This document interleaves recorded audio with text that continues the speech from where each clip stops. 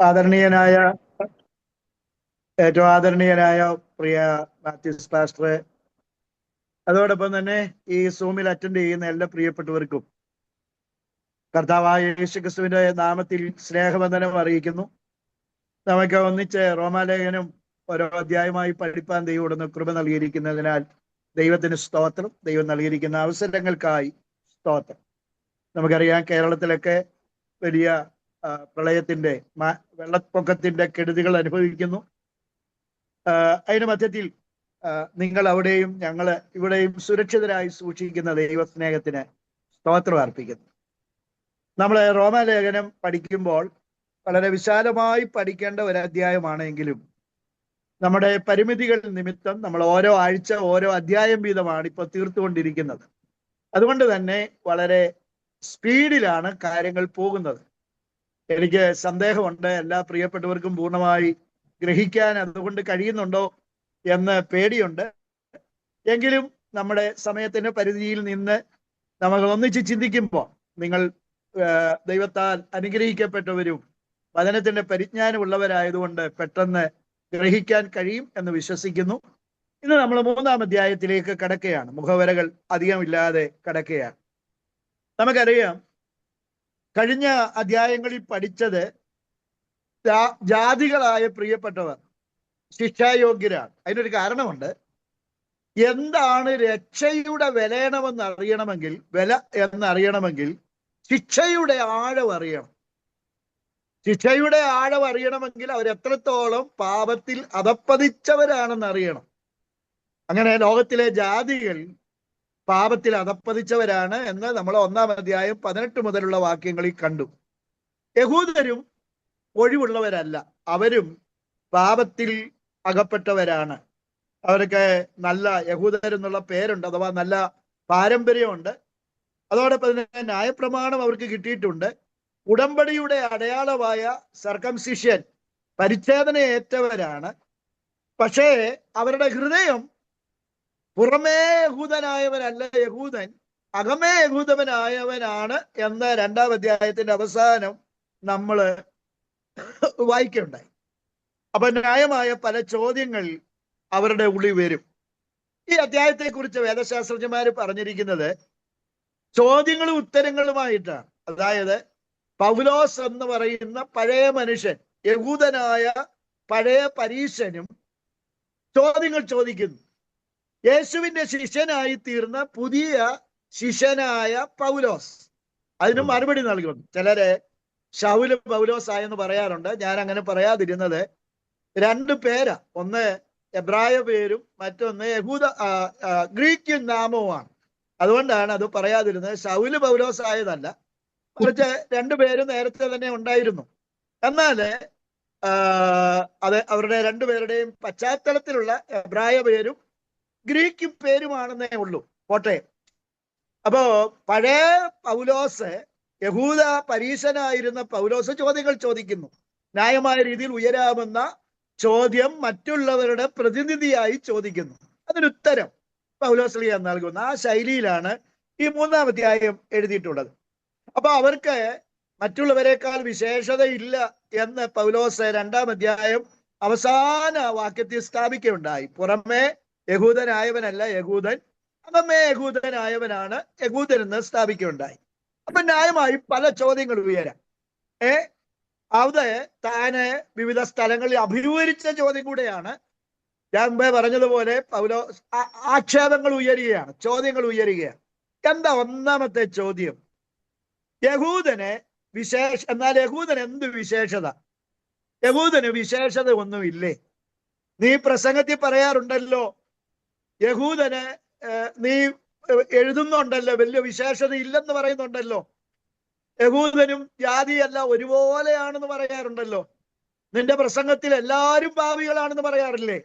അപ്പൊ യഹൂദന് വിശേഷത ഒന്നുമില്ലേ? 1-ാം വാക്യത്തിന്റെ 3-ാം അധ്യായത്തിന്റെ 1-ാം വാക്യത്തിൽ ഒരു ചോദ്യം, യഹൂദന് എന്ത് വിശേഷത? അപ്പൊ നീ പറയുന്നു ഒരു വിശേഷതയും ഇല്ലേ? അവര് തിരഞ്ഞെടുക്കപ്പെട്ടവരല്ലേ? അവര് ഉടമ്പടി ലഭിച്ചവരല്ലേ? അവരുടെ ശരീരത്തിൽ വാഹി അടയാളമില്ലേ? ഇതെല്ലാം നിഷ്പ്രയോജനമാണോ എന്നൊരു ചോദ്യം. ഉത്തരം എന്താ? ന്യായമായ രീതിയിൽ ഉത്തരം പറയേണ്ടത് ഇല്ല എന്ന. പക്ഷെ പൗലോസ് ഇവിടെ പറയുക അങ്ങനല്ല. സകല വിധത്തിലും ഉണ്ട്, സകല വിധത്തിലും ഉണ്ട്. 2-ാം അധ്യായത്തിലെ അവസാന ഭാഗം വായിക്കുമ്പോൾ ഇല്ല എന്നാ പറയേണ്ടത്. പക്ഷെ ഇവിടെ പറയുക സകല വിധത്തിലും ഉണ്ട്. എന്നിട്ട് ഒരു വിശേഷത എടുത്തു പറയുക. ഒന്നാമതായി ദൈവത്തിന്റെ അരുളപ്പാടുകൾ അവരുടെ പക്കലാണ് നൽകിയത്. വിശേഷത ഇല്ലാതൊക്കുവോ? വിശേഷത ഉണ്ടായിട്ടല്ലേ നൽകിയത്?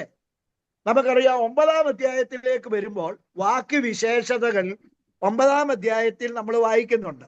9-ാം അധ്യായത്തിലേക്ക് വരുമ്പോൾ 4-5 വാക്യങ്ങളിൽ മറ്റു വിശേഷതകളെ നമ്മൾ അവിടെ വായിക്കുന്നുണ്ട്.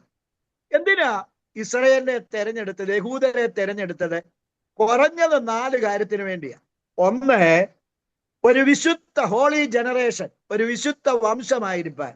2, റിസീവ് ഗോഡ്സ് റിവലേഷൻ, ദൈവത്തിന്റെ വെളിപ്പാട് പ്രാപിപ്പാൻ. 3, കീപ് ഗോഡ്സ് വേർഡ്, എഴുതപ്പെട്ട വചനം സൂക്ഷിക്കുവാൻ. 4, give message to this world, ഈ ലോകത്തിൽ മസിഹായെ ദാനം നൽകുവാൻ ഒരു വിശുദ്ധ കമ്മ്യൂണിറ്റി വേണമല്ലോ. ഈ കുറഞ്ഞത് ഈ 4 കാരണത്തിന് വേണ്ടിയാണ് യഹൂദന്മാരെ തെരഞ്ഞെടുത്തത്. അവരെ ഒന്നുകൂടി ഞാൻ പറയാം. ഹോളി ജനറേഷൻ ആയിരിക്കാൻ, റിസീവ് ഗോഡ്സ് റെവലേഷൻ, ദൈവത്തിന്റെ വെളിപ്പാട് പ്രാപിച്ച് മറ്റുള്ളവർക്ക് നൽകുവാൻ, ദൈവത്തിന്റെ വചനം എഴുതി സൂക്ഷിക്കുവാൻ, 4-മതായി മശിഹായെ ലോകത്തിൽ പ്രദാനം ചെയ്യുവാൻ. അപ്പൊ തിരുവെഴുത്ത് ലഭിച്ചവരാണ്, എല്ലാവിധത്തിലും അവർ വിശേഷത ഉള്ളവരാണ് എന്ന് പൗലോസ് അവിടെ 2-ാം അധ്യായ വാക്യത്തിൽ സ്ഥാപിച്ചു. ഇപ്പൊ 3-ാം വാക്യത്തിൽ അടുത്ത ചോദ്യം ഉയരുകയാണ്. ചിലർ വിശ്വസിച്ചില്ല എങ്കിൽ അവരുടെ അവിശ്വാസത്താൽ ദൈവത്തിന്റെ വിശ്വസ്തതയ്ക്ക് നീക്കം വരുമോ? ചോദ്യം ഇതാണ്. നീ ദൈവത്തിന്റെ വിശ്വസ്തതയെ തരം താഴ്ത്തുന്നുണ്ട്. അവർ വിശ്വസിച്ചില്ല എങ്കിൽ ദൈവത്തിന്റെ അവിശ്വസ്തതയ്ക്ക്, വാഗ്ദത്തങ്ങൾക്ക് മാറ്റം വരുമോ? അബ്രഹാമിനോട് ചെയ്ത ഉടമ്പടി ദൈവം മറക്കുമോ? പൗലോസിന്റെ ഉത്തരം എന്നാ? ഒരു നാളും മറക്കില്ല. എന്നാ കാരണം? അവിടെ തന്നെ എഴുതിയിട്ടുണ്ട്, ഒരു നാളും മറക്കില്ല 4-ാം വാക്യത്തിൽ. അതിന്റെ കാരണമെന്ന് പറയുന്നത് ദൈവം സത്യവാനാ, ദൈവം നീതിമാനാ. മനുഷ്യൻ പോഷ്ക് പറയുന്നവനാ, പക്ഷെ ദൈവം ഒരിക്കലും എന്ത് ചെയ്യത്തില്ല? പോഷ്ക് പറയത്തില്ല. അതുകൊണ്ട് നിന്റെ വാക്കുകളാൽ നീ നീതീകരിക്കപ്പെടുവാനും നിന്റെ ന്യായവിസ്താരത്തിൽ ജയിപ്പാനും എന്ന് എഴുതിയിരിക്കുന്ന പോലെ ദൈവം സത്യവാൻ, സകല മനുഷ്യരും പോഷ്ക് പറയുന്നവർ എന്നേ വരുവുള്ളൂ. ദൈവം സത്യവാനാണ്, ദൈവം വാക്ക് പാലിക്കുന്നവനാണ്, ദൈവം മറക്കുന്നവനല്ല. അമ്മ മറന്നാലും മറക്കാത്തവനാണ്, പോഷ്ക് പറയാൻ കഴിയാത്തവനാണ്. അതുകൊണ്ട് തീർച്ചയായും ദൈവം പറഞ്ഞ വാഗ്ദത്തം ഒന്നും എന്ത് ചെയ്യത്തില്ല? മറക്കത്തില്ല, ദൈവം ഉപേക്ഷിക്കത്തില്ല. പക്ഷേ പാപത്തിന്റെ ശിക്ഷ അത് ഏത് നമ്മുടെ മലയാള ഭാഷയിൽ പറഞ്ഞ പൊന്നുമോനായാലും കിട്ടും. ദാവീദ് പാപം ഏറ്റു പറഞ്ഞെങ്കിലും പാപത്തിന്റെ ശിക്ഷ കിട്ടിയല്ലോ. നിങ്ങളുടെ നേതാവല്ലായിരുന്നോ ദാവീദ്? അതുപോലെ ദൈവം വിശ്വസ്തനാ, തള്ളിക്കളയത്തൊന്നുമില്ലെങ്കിലും ചെയ്യുന്ന തെറ്റിന് ശിക്ഷയുണ്ട്. എന്തുകൊണ്ട്? ദൈവം സത്യവാനാണ്, ദൈവം നീതിമാനാണ്. അപ്പൊ 3-ാമത്തെ ഒബ്ജക്ഷൻ ഉണ്ടായി 5-ാം വാക്യത്തിൽ പറയുക. എന്നാൽ നമ്മുടെ അനീതി ദൈവത്തിന്റെ നീതിയെ പ്രസിദ്ധമാക്കുന്നെങ്കിൽ നാം എന്തു പറയും? 2-ാമത്തെ ചോദ്യം. ശിക്ഷ നടത്തുന്ന ദൈവം നീതിയില്ലാത്തവനെന്ന് പറയുമോ? അടുത്ത ചോദ്യത്തിലേക്ക് വരിക. അവിടെ ദൈവം നീതിമാനെന്ന് നീ പറഞ്ഞല്ലോ. 1-ാം അധ്യായം 17-ാം വാക്യത്തിൽ തന്നെ ദൈവത്തിന്റെ നീതി സുവിശേഷത്താൽ സകല മനുഷ്യർക്കും വരുന്നു എന്നുള്ള പ്രമേയമാണ് റോമാലേഖനത്തിൽ അദ്ദേഹം അവതരിപ്പിക്കുന്നത്. അപ്പൊ നീ പറയുന്നു നീതിമാനെന്ന് നീ പറയുന്നു. ദൈവം നീതിമാനാ, നീതി എല്ലാവർക്കും കൊടുക്കുന്നു എന്ന് പറയുന്നു. ആ നീതി ന്യായവിധിയിൽ തെളിയുന്നു. അപ്പോ നമ്മുടെ അനീതി കൂടുതൽ ദൈവനീതിയെ പ്രസിദ്ധപ്പെടുത്തിയല്ലേ? അല്ലെ? ഞാൻ ഒന്നുകൂടെ പറയാം. നമ്മൾ കാർ ഓടിച്ചുകൊണ്ട് പോകുമ്പോൾ സ്ട്രീറ്റിൽ മുഴുവൻ ലൈറ്റ് ഉണ്ടെങ്കിൽ നമ്മുടെ കാറിന്റെ ലൈറ്റ് അത്ര പ്രസക്തമല്ല, തെളിഞ്ഞു കാണത്തില്ല. എന്നാൽ അങ്ങോട്ട് പോകുമ്പോൾ ഒരു കൂരിരുട്ടുള്ള ഒരു രാത്രി ഒരു വനത്തിൽ കൂടെ പോവുകയാണ്. അപ്പോഴാ നമ്മുടെ കാറിന്റെ ഹെഡ്ലൈറ്റ് പ്രകാശമാനമായി കാണുന്നത്. അപ്പൊ ഇരുട്ട് കൂടുമ്പോൾ വെളിച്ചത്തിന്റെ പ്രസക്തി ഏറുന്നു, പാപം പെരുകുമ്പോൾ കൃപയുടെ പ്രസക്തി ഏറുന്നു. ന്യായവിധിയാണെങ്കിൽ ദൈവത്തിന്റെ നീതിയെ അത് പ്രസിദ്ധപ്പെടുത്തുക. അപ്പൊ നീതിമാനാണെന്ന് ലോകത്തോട് മൈക്ക് വെച്ച് കെട്ടി പ്രസംഗിക്കുന്നതിനേക്കാൾ ഉപരി ദൈവത്തിന്റെ ന്യായവിധി സൂചിപ്പിക്കുകയല്ലേ എന്നാ പൗലോസ് സൂചിപ്പിക്കുന്നത്. നമ്മള് സ്വർണ്ണക്കട കണ്ടിട്ടുണ്ട് ഇല്ലേ? സ്വർണ്ണക്കടയില് ഈ മാലകള് വെള്ളിയുടെ ആണെങ്കിലും സ്വർണത്തിൻ്റെതാണെങ്കിലും വജ്രത്തിന്റെ ആണെങ്കിലും തൂക്കിയിട്ടിരിക്കുന്ന ഏത് കളറിലുള്ള ഷെയ്ഡിലാണെന്നറിയാവോ? ഒന്നീ ബ്ലാക്ക് അല്ലെ മെറൂൺ. എന്തിനാ അത് അങ്ങനെ പ്രദർശിപ്പിച്ചിരിക്കുന്നത്? ആ സ്വർണ്ണാഭരണത്തിന്റെ എടുപ്പ് വർദ്ധിക്കാനാണ്. ഇതുപോലെ ദൈവത്തിന്റെ നീതി അവര് ചോദിക്കുക, നമ്മുടെ അനീതി ദൈവത്തിന്റെ നീതിയെ പ്രസിദ്ധമാക്കിയല്ലേ?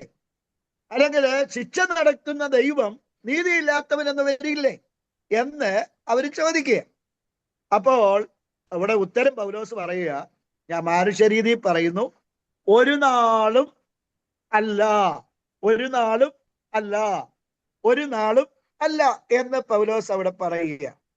അവിടെ പറയുന്നത് നമ്മുടെ അനീതി കൂടുതൽ ദൈവനീതിയെ പ്രസിദ്ധമാക്കിയല്ലേ എന്ന ചോദ്യത്തിന് പൗലോസ് പറയുന്നു, മാനുഷ്യരീതിയിൽ ഞാൻ പറയുന്നു, ശിക്ഷ ദൈവത്തിന് വചനം ലഭിച്ചു, അത് പാലിച്ചില്ലെങ്കിൽ എല്ലാവർക്കും എന്തുണ്ട്? ശിക്ഷയുണ്ട്. അത് യഹൂദന്മാർക്കും ഉണ്ട്, യവനന്മാർക്കും ഉണ്ട്, ജാതികൾക്കും ഉണ്ട്. അപ്പൊ നമ്മൾ മർക്കോസ് സുവിശേഷത്തിൽ വായിക്കുമ്പോൾ നമുക്കറിയാം അവർക്ക് വചനം ലഭിച്ചു, പക്ഷെ അവരതിന്റെ ശക്തിയെ എന്തില്ല, തിരിച്ചറിഞ്ഞില്ല. യിരെമ്യാവ് കണ്ടെത്തി ഭക്ഷിച്ചില്ലെന്ന യിരെമ്യാവിന്റെ പുസ്തകത്തിൽ നമ്മൾ വായിക്കുന്നുണ്ട്. ദൈവം നീതിമാനാണ്, അതുകൊണ്ട് രണ്ട് തരം ദൈവത്തിനില്ല. ജാതികളായാലും യഹൂദന്മാരായാലും ന്യായവിധി എല്ലാവർക്കും ഒരുപോലെ വരും. ദൈവം വിശ്വസ്തനാണ്, നീതിമാനാണ്, രണ്ട് തരം ദൈവത്തിനില്ല എന്ന് അവിടെ വായിക്കുകയാണ്. അല്ലെങ്കിൽ ദൈവം മാനുഷ്യരീതി പറയുന്നു, അല്ലെങ്കിൽ ദൈവം ലോകത്തെ എങ്ങനെ വിധിക്കും? ദൈവം നീതിമാനായതുകൊണ്ട്, പാപത്തിന് ശിക്ഷ വിധിക്കുന്നവനായതുകൊണ്ട് രണ്ട് രീതിയിലുള്ള നീതിയല്ല, ഒറ്റ നീതിയേ ഉള്ളൂ. അത് യഹൂദന്മാരോടാണെങ്കിലും യവനന്മാരോടാണെങ്കിലും എന്നവിടെ സ്ഥാപിക്കുകയാണ്. അപ്പൊ നമുക്കറിയാം, അടുത്ത ചോദ്യത്തിലേക്ക് വരിക. അത് 6, 7, 8 വാക്യങ്ങളിൽ ചോദ്യങ്ങൾ ഇങ്ങനെ മാല കോർത്തതുപോലെ വരിക. അവിടെ നമ്മൾ പറയുന്നത്, ദൈവത്തിന്റെ സത്യം എന്റെ പോഷ്കിനാൽ അവന്റെ മഹത്വത്തിനായി അധികം തെളിവായി എങ്കിൽ എന്നെ പാവി എന്ന് വിളിക്കുന്നത് എന്ത്? അപ്പൊ അടുത്ത ചോദ്യം പൗലോസ് എപ്പോഴും പറയുമല്ലോ, ദൈവത്തിന്റെ നീതിയെ ഉയർത്തി പ്രസംഗിക്കും. കൃപയുടെ ഉപദേശമാണ്, കൃപയുടെ സുവിശേഷമാണ് അദ്ദേഹം പറയുന്നത്.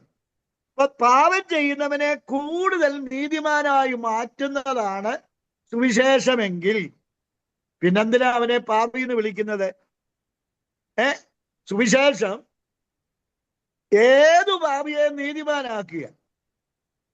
അങ്ങനെ നീതിമാനാക്കുന്നെങ്കിൽ ദൈവത്തിന്റെ സത്യം അങ്ങനെ ചെയ്യുന്നെങ്കിൽ പിന്നെന്തിനാ അവനെ പാവി എന്ന് വിളിക്കുന്നത്? ദൈവത്തിന്റെ സത്യം എന്റെ പോഷ്കിനാൽ അവന്റെ മഹത്വത്തിനായി അധികം തെളിവായെങ്കിൽ എന്നെ പാവി എന്ന് വിളിക്കുന്നത് എന്ത്? ഏതു പാപിയെയും ദൈവം രക്ഷിച്ച് നീതിമാനാക്കുന്നെങ്കിൽ, ഏതു പാപിയെയും ദൈവം രക്ഷിച്ച് വിശുദ്ധനാക്കുന്നെങ്കിൽ പിന്നെന്തിനാ പാപി എന്ന് വിളിക്കുന്നത് എന്നുള്ളൊരു ചോദ്യം. പാപം ചെയ്യുന്നവനെ കൂടുതൽ നീതിമാനായി മാറ്റുന്നു, പിന്നെ എങ്ങനെ പാപി എന്ന് വിളിക്കും? എന്നിട്ട് അടുത്ത ചോദ്യം ചോദിക്കുകയാണ്, നല്ലത് വരേണ്ടതിന് തീയത് ചെയ്യുക എന്ന് പറയരുതോ? ഞങ്ങൾ അങ്ങനെ പറയുന്നുവെന്ന് ചിലർ ഞങ്ങളെ ദുഷിക്കുന്നുവല്ലോ. ഇവർക്ക് വരുന്ന ശിക്ഷാവധി നീതിയുള്ളത് തന്നെ. ഉദാഹരണം പറഞ്ഞാൽ, ഈ മാർക്സിസ്റ്റ് നക്സലേറ്റുകളുടെയൊക്കെ ചിന്താഗതി നമുക്കറിയാം. ലക്ഷ്യം മാർഗത്തെ സാധൂകരിക്കുന്നു. വയനാട്ടിൽ ഒരു മത്തായി ഉണ്ടായിരുന്നു. മത്തായിയെ പോയി കൊന്നു. എന്തിനാ? അങ്ങാര് പണം മുഴുവനും വസ്തുവകകളെല്ലാം പിടിച്ചു വച്ചിരിക്കുക. വെള്ളത്തുവൽ ശിവനും വേണുവും അജിതയും എല്ലാം കൂടെ പോയി അന്നത്തെ കാലത്തെ നക്സലേറ്റുകൾക്ക് പോയി അവരെ കൊന്നുകളഞ്ഞു. അപ്പൊ അവരോട് പറയുന്നത് ലക്ഷ്യമാണ് മാർഗത്തെ ന്യായീകരിക്കുന്നത്, അല്ലെ സാക്ഷാത്കരിക്കുന്നത്. അതുകൊണ്ട് ഒരാളെ കൊല്ലണമെങ്കിലും അത് പാപമല്ല, അതിന് അങ്ങേപ്പുറത്തൊരു ലക്ഷ്യമുണ്ട്. അതുകൊണ്ട് ആണ് അങ്ങനെ ചെയ്യുന്നെന്ന് പറയാറുണ്ട്. എന്നതുപോലെ അവർ പറയുക, നന്മ നല്ലത് വരേണ്ടതിന് തീയത് ചെയ്യുന്നു എന്ന് ഞങ്ങളെ കുറിച്ച് അഥവാ പൗലോസിനെ കുറിച്ചും മറ്റുള്ളവരെ കുറിച്ചും മറ്റുള്ളവർ പറയുന്നു. ചുരുക്കി പറഞ്ഞാൽ യേശുക്രിസ്തുവിലൂടെ കിട്ടുന്ന പാപമോചനം, അത് ഏതു വലിയ പാപിയാണെങ്കിലും അവന് രക്ഷയുണ്ട് എന്ന് പറഞ്ഞ ആ ടീച്ചിങ്ങിനെ അവര് പുച്ഛിക്കുക. എടാ, അങ്ങനെയാണെങ്കിൽ യഹൂദന്മാർക്ക് പ്രത്യേകതയൊന്നുമില്ലയോ? ഞങ്ങൾക്ക് ന്യായപ്രമാണമുണ്ട്, 2 വട്ടം ഞങ്ങൾ ഉപവസിക്കുന്നുണ്ട്, ഞങ്ങൾ മറ്റുള്ളവരെ പോലെ അധർമ്മമൊന്നും ചെയ്യുന്നില്ല, എല്ലാവരും പാപികളാണെങ്കിൽ പിന്നെന്തോ അതിനകത്ത് വലിയ പ്രത്യേകത എന്നുള്ള ചോദ്യത്തിന് വേറെ രീതിയിലുള്ള അവരുടെ ചോദ്യമാണ് നമ്മൾ ഇവിടെ കാണുന്നത്. അങ്ങനെ ഒന്നിനു മീതെ ഒന്നായി പൗലോസ് പ്രസംഗിക്കുന്ന സുവിശേഷത്തിനെതിരെ, കൃപയുടെ ആ സത്യത്തിനെതിരെ, കൃപയുടെ സുവിശേഷം എന്ന് പറഞ്ഞാൽ ഇക്കാലത്ത് ഇറങ്ങുന്ന കൃപയുടെ സുവിശേഷമല്ല, അത് ചിന്തിക്കണം. പൗലോസ് പ്രസംഗിച്ച ആ കൃപയുടെ സുവിശേഷത്തിനെതിരെ ചോദ്യങ്ങൾ ചോദിക്കുമ്പോൾ പൗലോസ് മറുപടി അവിടെ നൽകുന്നതാണ് 1 മുതൽ 7 വരെയുള്ള വാക്യങ്ങളിൽ നമ്മൾ വായിക്കുന്നത്. നമുക്കറിയാം, കൃപ പരിഗണനത്തിന് പാപം ചെയ്തുകൊണ്ടിരിക്കുമോ എന്ന് 6-ാം അധ്യായത്തിൽ ചോദിക്കുന്നുണ്ട്. അതുപോലെ ഇവരും പറയുകയാണ്, അങ്ങനെ എത്ര വലിയ പാപിയെ രക്ഷിക്കുന്നെങ്കിൽ പിന്നെ അങ്ങ് പാപം ചെയ്തുകൊണ്ടിരുന്നാൽ മതിയല്ലോ, കൃപ അങ്ങ് വരുമെങ്കിൽ കൃപ അങ്ങ് പാപം ചെയ്തുകൊണ്ടിരുന്നാൽ മതിയല്ലോ, അത്രയും വലിയ കൃപയാവുമല്ലോ, ഏറ്റവും വലിയ നീതിമാനാകണമെങ്കിൽ ഏറ്റവും വലിയ പാപിയാകണമല്ലോ. അവരെ കുറ്റം പറഞ്ഞാൽ കാര്യമില്ല. നമ്മൾ ഈ ചെറുപ്പം മുതലേ നല്ലവരായിട്ട് ജീവിച്ചാല് ഒരു സാക്ഷ്യം പറയാൻ പോലും കൺവെൻഷൻ അവസരം കിട്ടുകയാണ്. അതേസമയം വല്ലവരെയൊക്കെ കൊന്നോ കള്ളു കുടിച്ച് വഴക്കുണ്ടാക്കി ബാങ്ക് കൊള്ളയടിച്ച് നടക്കുകയായിരുന്നെങ്കിൽ പാസ്റ്റർമാരെല്ലാം കൂടെ വിളിച്ച് നമ്മെ സ്റ്റേജിൽ ഇഷ്ടം പോലെ അവസരം തരും. അപ്പൊ ഒരു കൊച്ചുകുട്ടി ചിന്തിക്കുകയാണ്, എനിക്ക് അടിപൊളിയായിട്ട് ജീവിക്കണം, ഭാവിയായിട്ട് ജീവിക്കണം, എന്നിട്ട് ഏറ്റവും അവസാനം ഇതെല്ലാം ഉപേക്ഷിച്ച് യേശുവിലേക്ക് വരാമെന്ന് ചിന്തിക്കുന്ന പോലെ തന്നെ അവരും പറയുകയാണ്. ഈ ചോദ്യം ഞാൻ അപൂരിച്ചിട്ടുണ്ട്, അതുകൊണ്ടാണ് ഞാൻ പറഞ്ഞു, ഞങ്ങളുടെ മോൻ പോലും പറഞ്ഞിട്ടുണ്ട് ഇത്, അതുകൊണ്ടാണ് ഞാൻ അങ്ങനെ മനസ്സിലാകുന്ന ഭാഷയിൽ പറഞ്ഞത്. അപ്പൊ പൗലോസ് പ്രസംഗിച്ച ഏതു പാപിയെയും, അത് നിറം നോക്കുന്നില്ല, വണ്ണം നോക്കുന്നില്ല, പണ്ഡിത പാമര കുചേല വ്യത്യാസമില്ലാതെ എല്ലാവരെയും യേശുക്രിസ്തു രക്ഷിക്കുന്നെന്നുള്ള കൃപയുടെ സുവിശേഷം, അല്ല യേശുവിന്റെ ക്രൂശിച്ചൊരിഞ്ഞ രക്തത്താൽ മോചനമുണ്ടെന്നുള്ള ആ പ്രസംഗത്തിനെതിരെയുള്ള 4-5 ഒബ്ജക്ഷനാണ് നമ്മൾ ഈ വാക്യങ്ങളിൽ വായിച്ചത്. അതിന്റെ മറുപടി പൗലോസ് അവിടെ പറയുകയാണ്, മയപ്പെടുത്തിയാ പറയുന്നു, ഒരു നാളുമില്ല, അങ്ങനല്ല എന്നൊക്കെയാ പറയുന്നത്. എന്നിട്ട് 3-ാം അധ്യായം 9 മുതല് മനുഷ്യന്റെ സാർവത്രിക തോൽവി അവരുടെ പുസ്തകം ആസ്പദമാക്കി തന്നെ പൗലോസ് പറയുക. പൗലോസ് ന്യായപ്രമാണം ഉദ്ധരിച്ച് മനുഷ്യന്റെ കണ്ടീഷൻ പറയുക. ന്യായപ്രമാണം ആർക്കാ കൊടുത്തേ? യഹൂദന്മാർ, അല്ലെ ഇസ്രയേൽ. യഹൂദന്മാർക്ക് കൊടുത്ത ന്യായപ്രമാണം അനുസരിച്ച് മനുഷ്യന്റെ പാപത്തിന്റെ ആഴം 9 മുതല് താഴോട്ടുള്ള വാക്യങ്ങളിൽ പൗലോസ് ശ്ലീഹ, അതിന്റെ 10 മുതല് താഴോട്ടുള്ള വാക്യങ്ങളിൽ പൗലോസ് ശ്ലീഹ പറയുന്നു. 9-ാം വാക്യത്തിൽ ഒരു ചോദ്യം, ആകയാൽ എന്ത് നമുക്ക് വിശേഷതയുണ്ടോ? അശേഷമില്ല. യഹൂദന്മാരും യവനന്മാരും ഒരുപോലെ പാപത്തിന് കീഴാകുന്നു എന്ന് നാം മുമ്പേ തെളിയിച്ചല്ലോ എന്ന് പറഞ്ഞിട്ട് അദ്ദേഹം പറയുക. അപ്പൊ 10-11 വാക്യങ്ങളിൽ 3 രീതിയിലാണ്. 10-11 വാക്യങ്ങളിൽ ഒരു കോടതിയിലെ ന്യായാധിപൻ പറയുന്നത് പോലെ 10-11 വാക്യങ്ങളിൽ എന്താ 10-11 വാക്യങ്ങളിൽ പറയുന്നത്? നീതിമാൻ ആരുമില്ല, ഒരുത്തൻ പോലും ഇല്ല, ഗ്രഹിക്കുന്നവനില്ല, ദൈവത്തെ അന്വേഷിക്കുന്നവനും ഇല്ല. നമുക്കറിയാം, ഈ 10 മുതൽ 18 വരെയുള്ള വാക്യങ്ങളില്, അല്ലെ താഴോട്ടുള്ള വാക്യങ്ങളില് പഴയ നിയമത്തിലെ 8 ഉദ്ധരണികൾ, പഴയ നിയമത്തിലെ 8 ഉദ്ധരണികൾ ഉപയോഗിച്ചിട്ട് പൗലോസ് സ്ഥാപിക്കുക. ഈ 8 ഉദ്ധരണികളിൽ 3 ഭാഗമായിട്ട് തിരിക്കുക. ഒന്ന്, ഒരു കോടതിയിൽ എങ്ങനെയാണ് കോടതിയുടെ വിധികർത്താവ്, ഒരു ജഡ്ജി നോക്കി വിധി പറയുന്നത് പോലാണ് 10-11. എന്താ പറയുന്നേ? നീതിമാൻ ആരുമില്ല, ഒരുത്തൻ പോലുമില്ല, ഗ്രഹിക്കുന്നവനില്ല, ദൈവത്തെ അന്വേഷിക്കുന്നവനുമില്ല. ഇത് സഭാപ്രസംഗി 7:20 നമുക്കറിയാം സങ്കീർത്തനം 14:1 മുതൽ അല്ലെ 53:1 മുതലുള്ള വാക്യങ്ങളും ഉദ്ധരിച്ചുകൊണ്ടാണ് ഈ രണ്ട് ഉദ്ധരണികളിൽ നിന്നാണ് ഈ രണ്ട് വാക്യങ്ങൾ പറയുന്നത്. ഇനിയും ഒരു ഡോക്ടറുടെ അടുക്കലേക്ക് ചെല്ലുമ്പോൾ അദ്ദേഹം എക്സ്റേയിലൂടെയും അല്ലാതെയും പരിശോധിച്ചിട്ട് പറയുന്നത് പോലാണ് അതിന്റെ താഴോട്ടുള്ള 12 മുതൽ 13 മുതലുള്ള വാക്യം. അവിടെ പറയുക, തൊണ്ട പരിശോധിച്ചു, അത് തുറന്ന ശവക്കുഴി, നാവ് കൊണ്ട് അവരെന്ത് ചെയ്യുന്നു? ചതിക്കുന്നു, സർപ്പവിഷം അവരുടെ അധരങ്ങൾക്ക് കീഴെയുണ്ട്. ഇനി വാ പരിശോധിച്ചപ്പോൾ അവരുടെ വായിൽ ശാപവും കയ്പും എന്ത് ചെയ്തിരിക്കുന്നു? നിറഞ്ഞിരിക്കുന്നു. ഇനി കാല് നോക്കിയപ്പോഴോ അവരുടെ കാൽ രക്തം ചൊരിയാൻ ബന്ധപ്പെടുന്നു, നാശവും അരിഷ്ടതയും അവരുടെ വഴികളിലുണ്ട്.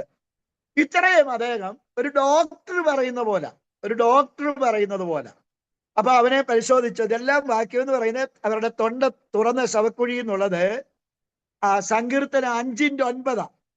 സർപ്പവിഷം അവരുടെ അധരങ്ങളുടെ കീഴെ ഉണ്ട് എന്ന് പറയുന്നത് സങ്കീർത്തനം 140:3. അവരുടെ വായിൽ ശാപവും കയ്പും നിറഞ്ഞിരിക്കുന്നു എന്നുള്ളത് സങ്കീർത്തനം 10:7. അവരുടെ കാൽ രക്തം ചൊരിയാൻ ബന്ധപ്പെടുന്നു എന്നുള്ളത് സദൃശവാക്യം 1:16.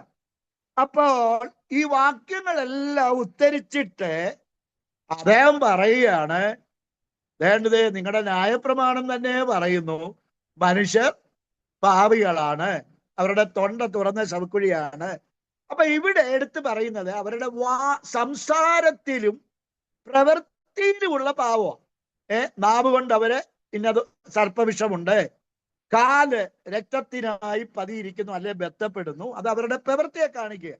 അപ്പൊ ഒരു ഡോക്ടറെ ഒരു രോഗിയെ പരിശോധിക്കുന്നത് പോലെ ന്യായപ്രമാണത്തിൽ എഴുതിയിരിക്കുന്ന, അതേ പഴയ നിയമത്തിൽ എഴുതിയിരിക്കുന്ന ഭാഗങ്ങൾ 8 വാക്യങ്ങൾ ഒരു മാലയിൽ കോർത്തതുപോലെ എടുത്തുത്തരിച്ചുകൊണ്ട് അവര് പാപികളാണ്, ഇത് പുറമേ ഉള്ള മനുഷ്യൻ പറയുന്നതല്ല, ദൈവവചനം പറയുന്നു, എല്ലാ മനുഷ്യന്റെ അവസ്ഥ ഇതാണെന്ന് പറയുന്നു എന്ന് പൗലോസ് സ്ഥാപിക്കുക.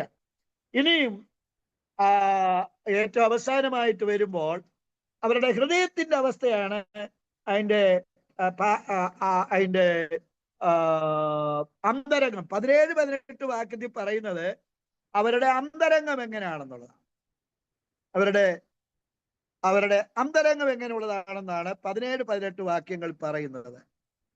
നാശവും അരിഷ്ടതയും അവരുടെ വഴികളിലുണ്ട്, സമാധാന മാർഗം അവരെന്ത് ചെയ്തിട്ടില്ല, അറിഞ്ഞിട്ടില്ല, അവരുടെ ദൃഷ്ടിയിൽ എന്തില്ല, ദൈവഭയമില്ല എന്ന് എഴുതിയിരിക്കുന്നുവല്ലോ 18-ാം വാക്യത്തിൽ പറയുക.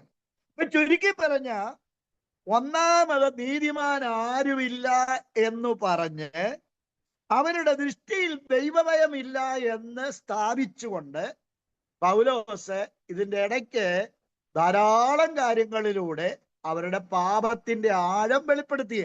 ഞാൻ ഇങ്ങനെ സ്പീഡിൽ പോകുന്നത് ഒത്തിരി ഞാൻ നോട്ട് എഴുതി വെച്ചിട്ടുണ്ടെങ്കിലും അതിവിടെ എല്ലാം പറയാത്തതിന്റെ കാരണം നമുക്ക് സമയത്ത് നിർത്താൻ കഴിയത്തില്ല. അതുകൊണ്ടാണ് അവിടെ പൗലോസ് ശ്ലീഹ പറയുകയാണ്, ഓരോ വാക്യങ്ങളും പാപിയുടെ നാവ് എങ്ങനെയാണ്, സംസാരം എങ്ങനെയാണ്, അവന്റെ ജീവിതം എങ്ങനെയാണ് എന്നൊക്കെ ആ ഭാഗത്ത് നമുക്ക് വായിക്കാനായിട്ട് കഴിയുന്നുണ്ട്. സ്തോത്രം. അപ്പോ ചുരുക്കി പറഞ്ഞാൽ അവരുടെ ദൃഷ്ടിയിൽ എന്തില്ല, ദൈവഭയമില്ല. അവരുടെ ദൃഷ്ടിയിൽ ദൈവഭയമില്ല.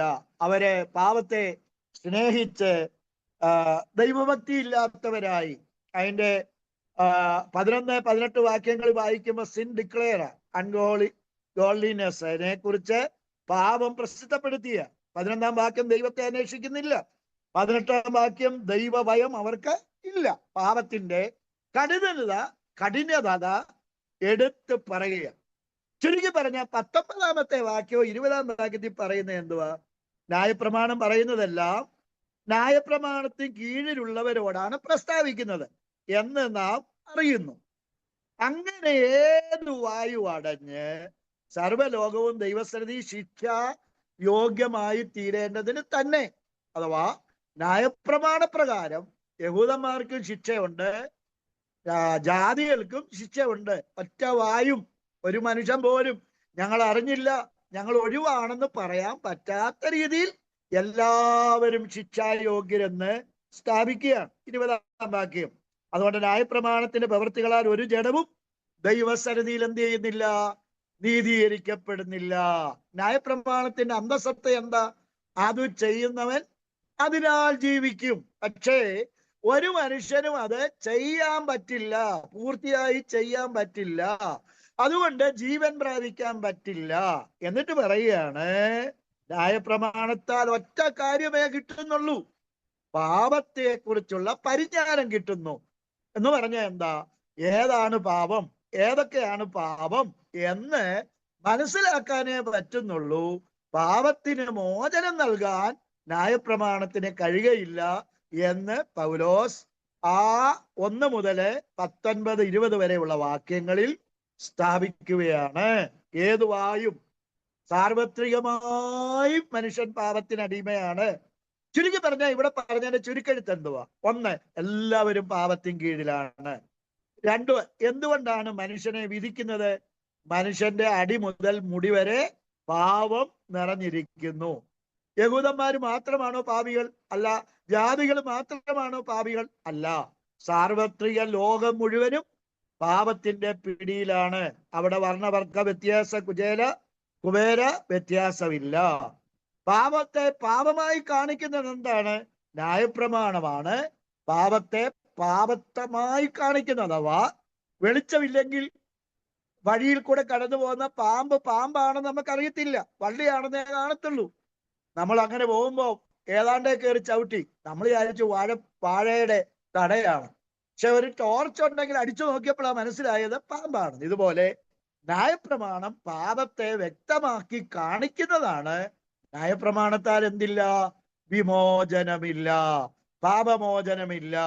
പാപത്തിന്റെ പരിജ്ഞാനം മാത്രമാണ് ഉള്ളത്. ഇപ്പോ 3-ാം അധ്യായം 20 വരെ നമ്മൾ ഓടിച്ചൊന്ന് പറയുകയുണ്ടായി. അവർ ചോദിക്കുന്ന ചോദ്യവും അവസാനം അവർ ചോദിച്ച ചോദ്യത്തിന് ഉത്തരമായി ന്യായപ്രമാണത്തിലെ 8 വാക്യങ്ങളെ മാല പോലെ കോർത്ത് അവരുടെ സംസാരങ്ങളിൽ പാപമാണ് നിറഞ്ഞിരിക്കുന്നു, പ്രവൃത്തിയിൽ പാപം നിറഞ്ഞിരിക്കുന്നു, അന്തരംഗങ്ങളിൽ സമാധാനം എന്ന് പറയുന്നതില്ല. അതിന് കാരണം എല്ലാ മനുഷ്യരും പാപികളാണ് എന്ന് പൗലോസ് ന്യായപ്രമാണത്താൽ തന്നെ എന്ത് ചെയ്യാണ്? സ്ഥാപിക്കുകയാണ്. ഇനിയും 20 മുതലുള്ള വാക്യങ്ങളിലേക്ക് നമ്മൾ പോകുന്നു. 20 മുതലുള്ള വാക്യങ്ങളിലേക്ക് നമ്മൾ പോവുകയാണ്. അതിന്റെ താഴോട്ടുള്ള വാക്യങ്ങളിൽ നമ്മൾ താഴോട്ട് വായിക്കുകയാണ്.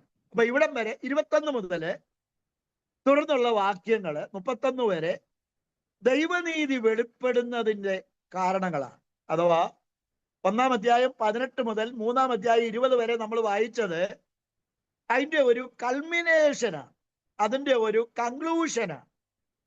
ആ തീമിന്റെ ഒരു കൺക്ലൂഡിങ് പാർട്ടാണ് ഈ ഭാഗം. അല്ലെങ്കിൽ 1-ാം അധ്യായം 16-17 വാക്യങ്ങളിലാണല്ലോ ഈ പുസ്തകത്തിന്റെ തീം. അതിന്റെ ഒരു വിശദീകരണം, എക്സ്പ്ലനേഷനാണ് ഇവിടെ നമ്മൾ കാണുന്നത്. അതുമല്ലെങ്കിൽ 4-ാം അധ്യായം മുതൽ 8-ാം അധ്യായം വരെ പറയുന്ന കാര്യങ്ങളുടെ ഇൻട്രൊഡക്ഷനാണ് ഈ ഭാഗം എന്ന് പറയുന്നത്. അഥവാ 21 മുതൽ 31 വരെയുള്ള വാക്യങ്ങൾ, 4-ാം അധ്യായം മുതൽ 8-ാം വാക്യം വരെ ഉള്ളതിന്റെ ഇൻട്രൊഡക്ഷനും ഇതുവരെ പറഞ്ഞതിന്റെ ഒരു കൾമിനേഷൻ, അതിന്റെ ഏറ്റവും ഉയർന്ന ഭാഗം, അതിന്റെ കൺക്ലൂഷനുമാണ്. അല്ലെങ്കിൽ 16-17 വാക്യങ്ങളിൽ പറഞ്ഞ 1-ാം അധ്യായം 16-17 വാക്യങ്ങളിൽ തീം പ്രസന്റേഷൻ ഉണ്ടായിരുന്നല്ലോ, അതിന്റെ ഒരു എക്സ്പ്ലനേഷനാണ്. ഇത് ഒരു ദിവസം കൊണ്ട് മൊത്തം നമ്മൾ പഠിക്കേണ്ടതാണ്. എന്നാലും ഞാൻ ഓടിച്ചൊന്ന് ഓർപ്പിക്കാം, നിങ്ങൾ വളരെ ശ്രദ്ധയുള്ളവരായിരിക്കണം. അപ്പൊ ഇവിടെ നമ്മൾ കണ്ടു സകല മനുഷ്യരും പാപികളാണ്, അതുകൊണ്ട് എല്ലാവരും ശിക്ഷായോഗ്യരാണ്. ഇനി എപ്രകാരം രക്ഷപ്പെടാം? കർമ്മമാർഗത്തെ പറ്റുമോ? ഇല്ല. ഭക്തിമാർഗത്തെ പറ്റുമോ? ഇല്ല. ജ്ഞാനമാർഗത്തെ പറ്റുമോ? പറ്റില്ല. ന്യായപ്രമാണം പാലിച്ചാൽ പറ്റുമോ? ഇല്ല. എന്തുകൊണ്ട് പറ്റില്ല? അത് ന്യായപ്രമാണം രക്ഷിക്കാൻ കഴിയത്തില്ല, പരിജ്ഞാനപൂർത്തി തരാനേ കഴിയുള്ളൂ. അപ്പൊ പിന്നെ എങ്ങനെയാണ്? അത് വിശ്വാസത്താലാണ്. എങ്ങനെയാ രക്ഷ? വിശ്വാസത്താൽ മാത്രമാണ് രക്ഷ. അപ്പൊ ഇവിടെ രക്ഷ എന്നുള്ള ഒരു ആശയം ഇവിടെ സ്ഥാപിക്കുകയാണ്. നമ്മൾ ഈ രക്ഷ രക്ഷ രക്ഷ നമ്മൾ സാധാരണഗതിയിൽ സുവിശേഷം പറയാൻ പോകുമ്പോൾ രക്ഷിക്കപ്പെട്ടതാണോ സഹോദര എന്ന് ചോദിക്കാറ്. യഥാർത്ഥത്തിൽ ഓറഞ്ച് എന്ന് പറയുന്നത് പോലെ രക്ഷ എന്ന് പറയും ആ പദം. ഈ ഓറഞ്ചിന്റെ തൊലി കളഞ്ഞാൽ എത്ര അല്ലിയ, അതുപോലെ രക്ഷ എന്ന് പറയുന്നതിനകത്ത് ധാരാളം കാര്യങ്ങളുണ്ട്. പാപമോചനമുണ്ട്, മാനസാന്തരമുണ്ട്, ദത്തെടുപ്പുണ്ട്, നീതീകരണമുണ്ട്, പിന്നെ നിരപ്പുണ്ട്, പുത്രത്വമുണ്ട്, പിന്നെന്തുണ്ട്, പുത്രത്വമുണ്ട്, നീതീകരണമുണ്ട്, തെരഞ്ഞെടുപ്പുണ്ട്, പിന്നെ വീണ്ടും ജനനമുണ്ട്. ഇതെല്ലാം ഒരു ഓറഞ്ചിന്റെ അല്ലികൾ എന്നതുപോലെ രുചി നൽകുന്നതാ അല്ലേ? ഇത് രക്ഷ എന്ന് പറയുന്നതിനകത്ത് ഇതെല്ലാം ഉണ്ട്. അത് നമ്മൾ പഠിക്കുമ്പോഴാ അതിന്റെ ആഴം അറിയുന്നു. സുവിശേഷം എത്ര ഉണ്ടെന്ന് ചോദിച്ചാൽ നമ്മൾ പറയും 4 ഉണ്ടെന്ന് പറയും. പക്ഷെ സുവിശേഷം എത്ര ഉണ്ട്? 1 ഉള്ളൂ. 4 വീക്ഷണകോണുകളിലൂടെ അത് വിവരിക്കുക. ഇതുപോലെ രക്ഷയുടെ ആഴം വെളിപ്പെടുത്താൻ ഉപയോഗിച്ചിരിക്കുന്ന പദങ്ങളാണ് ഈ പറഞ്ഞതെല്ലാം. അപ്പോൾ ഇവിടെ പ്രധാനമായി ഉപയോഗിക്കുന്നത് രക്ഷ എന്ന് പറയുന്നതിന്റെ ദൈവശാസ്ത്ര പദമാണ് നീതീകരണം. രക്ഷയ്ക്കകത്ത് ഞാൻ പറഞ്ഞല്ലോ, പാപക്ഷമയുണ്ട്, വീണ്ടെടുപ്പുണ്ട്, വീണ്ടും ജനനമുണ്ട്, മാനസാന്തരമുണ്ട്, ദത്തെടുപ്പുണ്ട്, പുത്രത്വമുണ്ട്, നീതീകരണമുണ്ട്, തെരഞ്ഞെടുപ്പുണ്ട്, വിശുദ്ധീകരണമുണ്ട്. ഇതെല്ലാം രക്ഷയോടെ ബന്ധപ്പെട്ടതാണ്. ഇവിടെ നമ്മൾ വായിച്ചാൽ, ഈ ഭാഗത്ത് വായിച്ചാൽ പ്രധാനമായി 3 പദങ്ങൾ കാണാം. 1 നീതീകരണം, 2 വീണ്ടെടുപ്പ്, 3 പ്രായശ്ചിത്തം. ഇപ്പൊ 3 പദങ്ങള് പ്രത്യേകിച്ച് അതിന്റെ 24 വായിക്കുമ്പോൾ നമ്മള് അതിന്റെ 24, 25 വായിക്കുമ്പോൾ നീതീകരണം കാണാം, വീണ്ടെടുപ്പ് കാണാം, പിന്നെ പ്രായശ്ചിത്തം എന്നുള്ള പദം കാണാം. ഈ നീതീകരണം എന്ന് പറയുന്നത് ശ്രദ്ധിക്കണേ, കോടതി ഭാഷയാണ്. വീണ്ടെടുപ്പ് എന്ന് പറയുന്നത് ചന്തയിൽ ഉപയോഗിക്കുന്ന പദമാണ്, മാർക്കറ്റ് ലാംഗ്വേജാണ്. പ്രായശ്ചിത്തം എന്ന് പറയുന്നത് ആലയത്തോട് ബന്ധപ്പെട്ട് ഉപയോഗിക്കുന്ന പദമാണ്. അപ്പൊ ഈ രക്ഷയുടെ നീതീകരണത്തിന്റെ നമുക്ക് ലഭിക്കുന്ന പാപത്തിൽ നിന്നുള്ള വിമോചനത്തിന്റെ ആഴം വെളിപ്പെടുത്താൻ പൗലോസ് ഉപയോഗിച്ചിട്ടുള്ള പ്രധാന 3 പദങ്ങളാണ്, ഈ ഭാഗത്ത് ഉപയോഗിച്ചിട്ടുള്ള പ്രധാന 3 പദങ്ങളാണ് നീതീകരണവും വീണ്ടെടുപ്പും പ്രായശ്ചിത്തവും. നീതീകരണം കോടതി ഭാഷയും, വീണ്ടെടുപ്പ് എന്നുള്ളത് മാർക്കറ്റിൽ ഉപയോഗിക്കുന്ന ഭാഷയും, പ്രായശ്ചിത്തം എന്നുള്ളത് അത് ആലയത്തോട് ബന്ധപ്പെട്ട് ഉപയോഗിക്കുന്ന പദവുമാണ്. നീതീകരണവും വിശുദ്ധീകരണവും ഒന്നല്ല. ഇനി ഈ ഭാഗത്ത് നീതീകരണത്തിന്റെ വിശദീകരണം നൽകുകയാണ്. എന്നിട്ട് 21 വാക്യം ആരംഭിക്കുന്നത് ഇപ്പോഴോ എന്ന് പറഞ്ഞ, പണ്ട് പഴയ നിയമത്തിലെ രക്ഷയ്ക്കായുള്ള വഴിയൊക്കെ പറഞ്ഞിരുന്നു. പക്ഷേ അത് കർമ്മമാർഗത്താലുള്ള രക്ഷയായി, യാഗം കഴിച്ച് നിയമം ചെയ്യുന്ന വിശുദ്ധന്മാരെ കുറിച്ചുള്ള ഒരു ചിന്തയാണ്. എന്നാൽ ഇപ്പോഴോ ഒരു പുതിയ വെളിപ്പാട് പൗലോസ് ഇവിടെ പറയുകയാണ്. അതിന് 2 വിധ ആഴമുണ്ട്. ക്രോണോളജിക്കലായിട്ട് പറഞ്ഞാൽ പ്രസന്റ് ഏജ് ആണ്, എസ്കറ്റോളജിക്കലായിട്ട് പറഞ്ഞാൽ ഒരു പുതുയുഗമാണ്, കൃപായുഗം ഇവിടെ പറഞ്ഞിരിക്കുകയാണ്. അപ്പൊ ഇവിടെ ഇപ്പോഴോ എന്ന് പറഞ്ഞ് പൗലോസ് പറയുകയാണ്, ന്യായപ്രമാണം കൂടാതെ വെളിപ്പെട്ട നീതി, ന്യായപ്രമാണം കൂടാതെ വെളിപ്പെട്ട ദൈവനീതി. അപ്പൊ ഇവിടെ നമുക്കറിയാം ഈ നീതീകരണത്തിന്റെ വിശദീകരണമാണ്.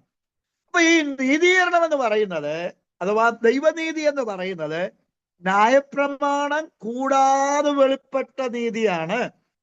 ന്യായപ്രമാണ കൽപ്പന അനുസരിക്കാതെ, ന്യായപ്രമാണ പ്രവൃത്തി കൂടാതെ സകല മനുഷ്യർക്കും കിട്ടുന്ന ഒന്നാണ് എന്ത്? നീതീകരണം.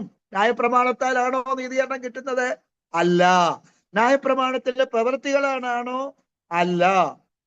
ഇത് പ്രവാചകന്മാരും ന്യായപ്രമാണം എല്ലാം ഈ നീതിക്ക് എന്ത് ചെയ്യുക? സാക്ഷ്യം പറയുക. ക്രിസ്തുവാണ് നമ്മുടെ നീതിയായി വെളിപ്പെട്ടത്. ക്രൂശിലാണ് ആ നീതി വെളിപ്പെട്ടത് എന്ന് കാണുന്നു. അപ്പൊ 21 വാക്യത്തിൽ പറയുന്നത് ദൈവത്തിന്റെ നീതി വിശ്വസിക്കുന്ന എല്ലാവർക്കും യേശുക്രിസ്തുവിലുള്ള വിശ്വാസത്താലുള്ള ദൈവനീതി തന്നെ ന്യായപ്രമാണം കൂടാതെ വെളിപ്പെട്ടു വന്നിരിക്കുന്നു. അപ്പൊ നീതീകരണം, ദൈവത്തിന്റെ നീതി വെളിപ്പെട്ടു വന്നത് ന്യായപ്രമാണം കൂടാതാണ്. അത് ഇനിയും ഈ ദൈവത്തിന്റെ നീതിയും ദൈവനീതിയും തമ്മിൽ വ്യത്യാസമാണ്. ദൈവനീതി എന്ന് പറയുന്നത് ക്രൂശിൽ വെളിപ്പെട്ട നീതിയാണ്. ദൈവത്തിന്റെ നീതി എന്ന് പറയുന്നത് ദൈവത്തിന്റെ സ്വഭാവത്തോട് ബന്ധപ്പെട്ട, ഇപ്പൊ ഞാൻ മോഹനം പാസ്റ്റർ ഒരു നീതിമാനാന്ന് പറയുമ്പോൾ അദ്ദേഹത്തിന്റെ സ്വഭാവത്തോട് ബന്ധപ്പെട്ടതാണ്. ദൈവം ആരാ? നീതിമാന. എന്നാൽ ക്രൂശിൽ വെളിപ്പെട്ട നീതി എന്ന് പറയുന്നത് മാനവജാതിയുടെ പാപത്തിന് പരിഹാരമായി കർത്താവ് ഒരുക്കിയ ചെയ്ത നീതിയാണ്. അതിലൂടെയാണ് നമുക്ക് എന്തോ കിട്ടുന്നത്? നീതീകരണം കിട്ടുന്നത്. നീതീകരണം അഥവാ പാപമോചനം ക്രൂശിച്ചൊരിഞ്ഞ രക്തത്താലാണ് യേശുക്രിസ്തുവിന്റെ നീതീകരണ പ്രക്രിയയിലൂടെയാണ് നമുക്ക് എന്ത് ചെയ്യുന്നത്? കിട്ടുന്നത്. സ്തോത്രം. അപ്പൊ അതൊക്കെ ഇച്ചിരൂടെ വിശദമായിട്ട് പറയേണ്ടതാണ്. പോട്ടെ. ഇനി രണ്ടാമത് പറയുന്നത് എന്തോ 21-ാം വാക്യത്തിൽ തന്നെ പറയുന്നുണ്ട്, നീതീകരണം ക്രിസ്തയേശുവിലെ വിശ്വാസത്താലാണ് കിട്ടുന്നത്. ഒന്നാമത് നമ്മൾ പറഞ്ഞു നീതീകരണം ന്യായപ്രമാണത്തിന്റെ പ്രവർത്തികളാലല്ല. രണ്ടാമത് 21-ാമത്തെ വാക്യത്തിൽ തന്നെ പറയാണ് നീതീകരണം കിട്ടുന്നത് by faith alone. By faith alone, only by faith. എങ്ങനെയാണ്? വിശ്വസിക്കുന്നവർക്കും നീതീകരണം പ്രാപിക്കാം. അത് വിശ്വാസത്താലാണ് കിട്ടുന്നത്. ഞാൻ ഈ ക്ലോക്ക് ഇടയ്ക്കിടയ്ക്ക് നോക്കുന്നത് കൊണ്ട് സ്പീഡിൽ പോട്ടെ. മൂന്നാമത് ആർക്ക് കിട്ടും? വിശ്വസിക്കുന്ന ഏവർക്കും. ന്യായപ്രമാണം കൊടുത്തത് ആർക്കാണ്? യഹൂദന്മാർക്ക്. എന്നാൽ സുവിശേഷം ആർക്കുള്ളതാണ്? എല്ലാ മനുഷ്യനും. ആർക്കാണ് നീതീകരണം കിട്ടുന്നത്? സുവിശേഷം വിശ്വസിക്കുന്നവർക്ക്. അപ്പൊ യഹൂദന് കിട്ടുമോ? സുവിശേഷം വിശ്വസിച്ചാൽ കിട്ടും. ജാതികൾക്ക് കിട്ടുമോ? സുവിശേഷം വിശ്വസിച്ചാൽ കിട്ടും.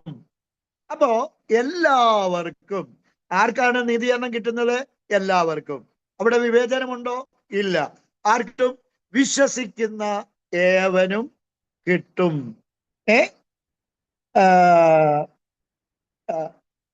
ഈ നീതീകരണം കിട്ടുന്ന പോലെ ശിക്ഷാവിധിയും വിശ്വസിക്കാത്ത ഏവനും കിട്ടും. ഇനി ഇവിടെ പാപത്തിന് പല പര്യായ പദങ്ങളുണ്ട്. ലംഘനം, അതിക്രമം, അകൃത്യം, തെറ്റ്, അധർമ്മം എന്നൊക്കെ പറയുന്നുണ്ട്. പാപമെന്ന് മലയാളത്തിൽ ഉപയോഗിക്കുമ്പോൾ ഇംഗ്ലീഷിൽ അതിന് 2 പദമാണ് ഉപയോഗിച്ചിരിക്കുന്നത്. സിന്നും ഉണ്ട്, സിൻസും ഉണ്ട്. എന്താ സിൻ? സിൻ എന്ന് പറഞ്ഞാൽ ഒറിജിനൽ പാവം. സിൻസ് എന്ന് പറഞ്ഞാൽ നമ്മൾ ചെയ്യുന്ന പ്രവൃത്തിയിൽ വന്നു പോകുന്ന തെറ്റുകളാണ്. മനസ്സിലായി കാണുന്ന ഞാൻ വിശ്വസിക്കുന്നു. നിങ്ങൾ ഇംഗ്ലീഷ് ബൈബിൾ വായിക്കുന്നവരാണല്ലോ, ഉപയോഗിക്കുന്നവരാണല്ലോ. സിന്നുണ്ട്, സിൻസും ഉണ്ട്. ഒരു എസൂഡ് ഉള്ളതുണ്ട്. ചിലടത്ത് വായിച്ചാൽ സിൻ എന്ന് മാത്രമേ ഉള്ളൂ, ചിലടത്ത് വായിക്കുമ്പോൾ സിൻസ് ഉണ്ട്. ഇപ്പൊ നമ്മുടെ യേശുക്രിസ്തുവിന്റെ രക്തം സകല പാപവും പോക്കി നമ്മെ ശുദ്ധീകരിക്കും എന്ന് അവിടെ വായിക്കുന്ന ദൈനംദിന ജീവിതത്തിൽ വരുന്ന പാപങ്ങളുടെ മോചനമാണ്.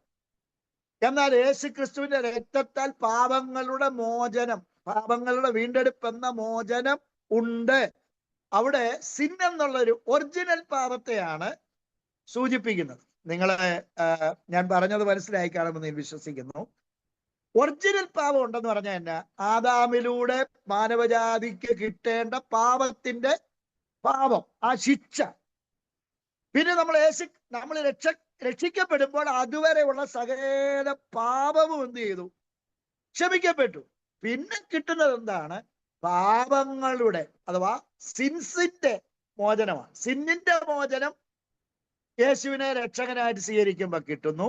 സിൻസ് നമ്മൾ പിന്നീട് ഓരോ ചെയ്യുമല്ലോ, വാക്കിലും പ്രവൃത്തിയിലും നോട്ടത്തിലും ചിന്തകളിലും ഉണ്ടാകുന്ന പാപമില്ലേ, അതിനെ യേശുവിടെ കൂട്ടിയാ പറഞ്ഞേക്കുന്നത്. മനസ്സിലായി കാണാൻ ഞാൻ വിശ്വസിക്കുന്നു. അപ്പോൾ അതിന്റെ മോചനം നമുക്ക് ദൈനംദിന ജീവിതത്തിൽ കിട്ടുന്നു. പോട്ടെ. നാലാമത്തെ കാര്യം, എങ്ങനെയാണ് ഈ നീതീകരണം കിട്ടുന്നത്? അതിന്റെ ന്യായപ്രമാണവും പ്രവാചകന്മാരും സാക്ഷ്യം പറയുന്നത് 22-ാം വാക്യത്തിൽ. 23-ാമത്തെ വാക്യത്തിൽ ഒരു പ്രഖ്യാപനമാ, ഒരു വ്യത്യാസമില്ല. എല്ലാവരും പാപം ചെയ്തു ദൈവതേജസ് ഇല്ലാത്തവരായി തീർന്നു. 24-ാമത്തെ വാക്യത്തിലേക്ക് വരുമ്പോൾ ഈ നീതീകരണം എങ്ങനെ കിട്ടും? കൃപയാൽ. എങ്ങനെ കിട്ടും? കൃപയാൽ. പിന്നെ എങ്ങനെ കിട്ടും? യേശു ക്രിസ്തുവിലെ വീണ്ടെടുപ്പ് മൂലം നമുക്ക് നീതീകരണം കിട്ടുന്നു. 24-ാമത്തെ വാക്യത്തിൽ അവന്റെ കൃപയാൽ, യേശു ക്രിസ്തുവിലെ വീണ്ടെടുപ്പ് മൂലം സൗജന്യമായിട്ടത്രേ നമുക്ക് എന്തോ കിട്ടുന്നത്? നീതീകരണം കിട്ടുന്നത്. നീതീകരണത്തിന് വില കൊടുക്കണോ? വേണ്ട. പ്രവൃത്തിയാലാണോ? അല്ല. എങ്ങനെയാ കിട്ടുന്നത്? കൃപയാൽ. യേശു ക്രിസ്തുവിലെ വീണ്ടെടുപ്പ് മൂലം നമുക്ക് എന്ത് ലഭിക്കുന്നു? നീതീകരണം കിട്ടുന്നു. ചുരുക്കി പറഞ്ഞ നീതീകരണം കൃപയാൽ മാത്രം, പ്രവൃത്തിയാലല്ല. കൃപയാൽ മാത്രം, പ്രവൃത്തിയാലല്ല. നമ്മൾ കാരണക്കാരാണോ? അല്ലവേ അല്ല.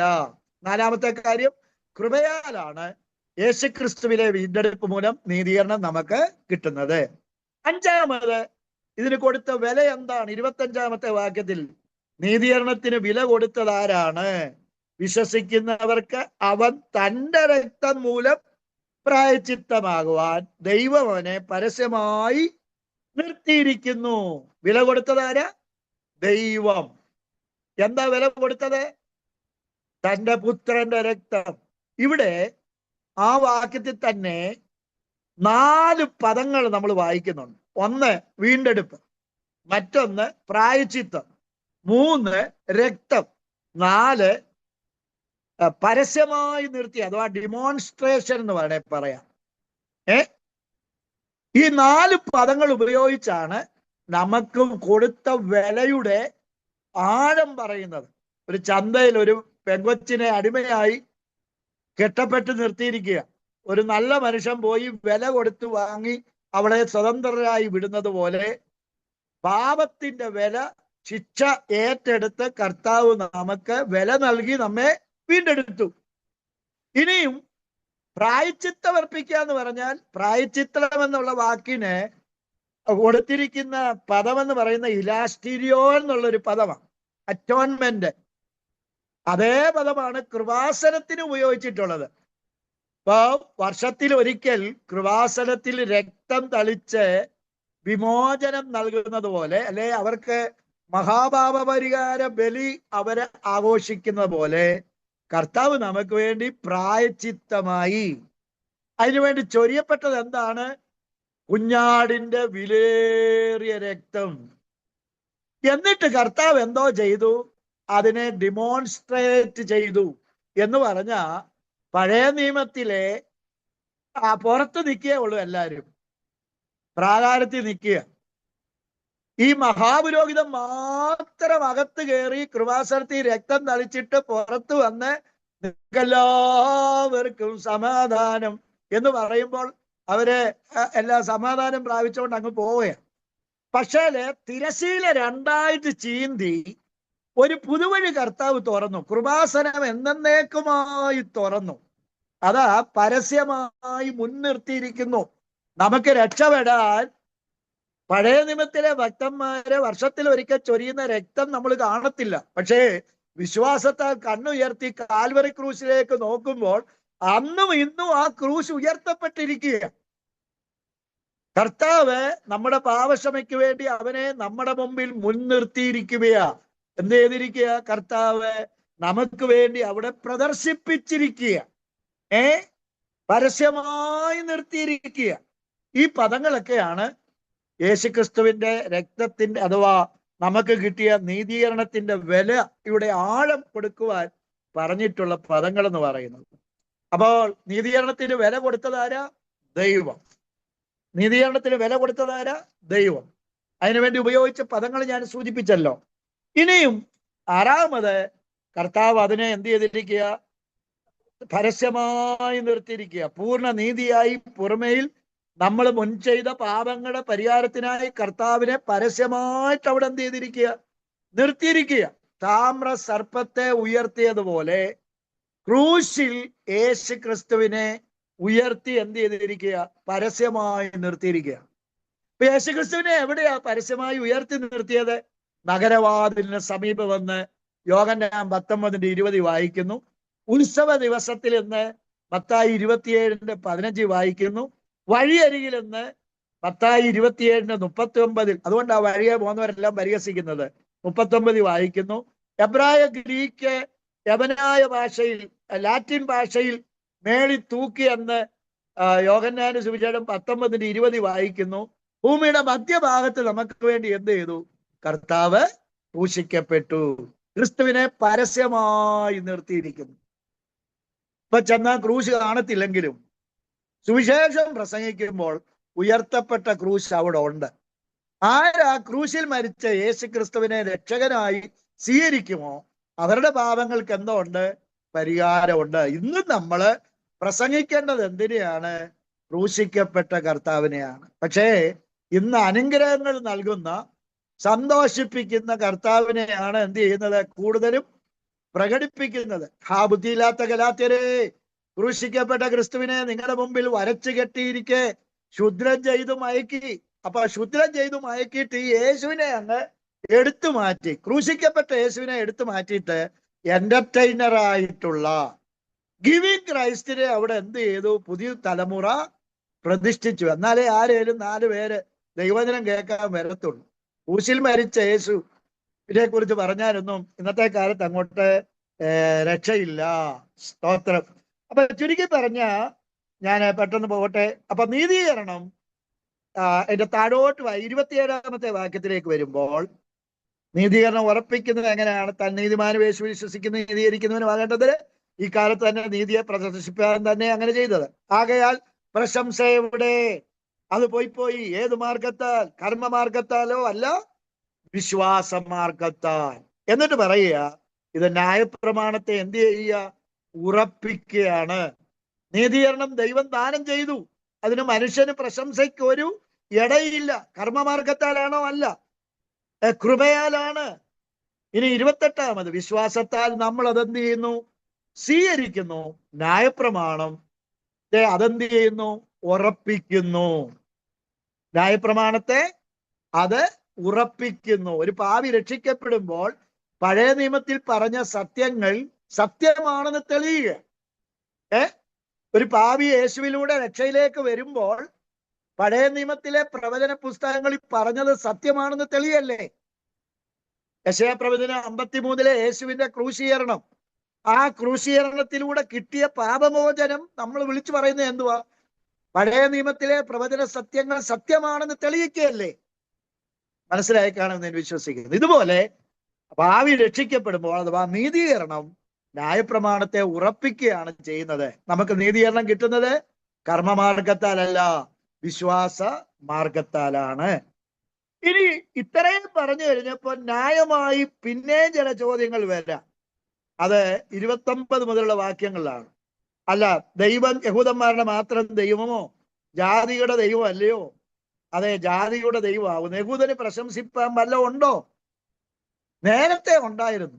പക്ഷേ പുതിയ നിയമത്തിൽ സകല മനുഷ്യർക്കും രക്ഷ ഉദിച്ചപ്പോൾ ഇല്ല. എന്തുകൊണ്ടാണ് നേരത്തെ ഇല്ലാതിരുന്നത്? ന്യായപ്രമാണം ലഭിച്ചത് നിങ്ങൾക്ക് മാത്രമാണ്. അപ്പൊ നിങ്ങൾക്ക് പ്രശംസിക്കാനുണ്ടായിരുന്നു. പക്ഷേ ക്രൂശിലെ യേശുക്രിസ്തു ചൊരിഞ്ഞ രക്ഷ അഥവാ സുവിശേഷം സകലർക്കും ഉള്ളതാ. അപ്പൊ നിങ്ങൾക്ക് മാത്രം പ്രശംസിപ്പാൻ ഒന്നുമില്ല, സകലർക്കും പ്രശംസിപ്പാൻ ഇപ്പൊ ഉണ്ട്. അത് യേശു ക്രൂശിൽ മരിച്ചു എന്നുള്ള ആ സത്യമാണ്. അത് അസാധുവായി മാറി. നിങ്ങളുടെ പ്രശംസ അസാധുവായി മാറി. എങ്ങനെ? വിശ്വാസമാർഗം വന്നു. Only by faith. ഇനി 28-ാമത്തെ വാക്യത്തിൽ എങ്ങനെയാ മനുഷ്യൻ നീതീകരിക്കപ്പെടുന്നത്? വിശ്വാസത്താൽ. 3 കാര്യങ്ങൾ പറയുക. ദൈവകൃപയാൽ, യേശുക്രിസ്തുവിന്റെ രക്തത്താൽ, യേശുക്രിസ്തുവിലുള്ള വിശ്വാസത്താൽ. അപ്പൊ നമ്മുടെ രക്ഷയ്ക്ക് പ്രധാനമായി നിന്ന 3 കാര്യങ്ങൾ പിന്നെയും ആവർത്തിച്ച് പറയുക. ഒന്ന്, യേശുവിന്റെ രക്തത്താൽ നമുക്ക് വിമോചനമുണ്ട്, കൃപയാൽ നമുക്ക് വിമോചനമുണ്ട്, വിശ്വസിക്കുന്ന ഏവർക്കും വിമോചനമുണ്ട്. അപ്പൊ കൃപ എന്ന് പറയുന്നത് ഉറവിടവും സോഴ്സും, വിശ്വാസം എന്ന് പറയുന്നത് പ്രവേശന മാർഗവും, രക്തമെന്ന് പറയുന്നത് നമ്മുടെ നീതീകരണത്തിന്റെ അടിസ്ഥാനമാണ്. രക്തം, യേശുവിന്റെ രക്തം is the foundation of our justification. കൃപ എന്ന് പറയുന്നത് the source of our justification. വിശ്വാസം എന്ന് പറയുന്നത് ദ എൻട്രൻസ് ആണ്. വിശ്വാസത്തിൽ കൂടെ മാത്രമേ നമുക്ക് കർത്താവിന്റെ അടുക്കിലേക്ക് ചെല്ലാൻ പറ്റുള്ളൂ.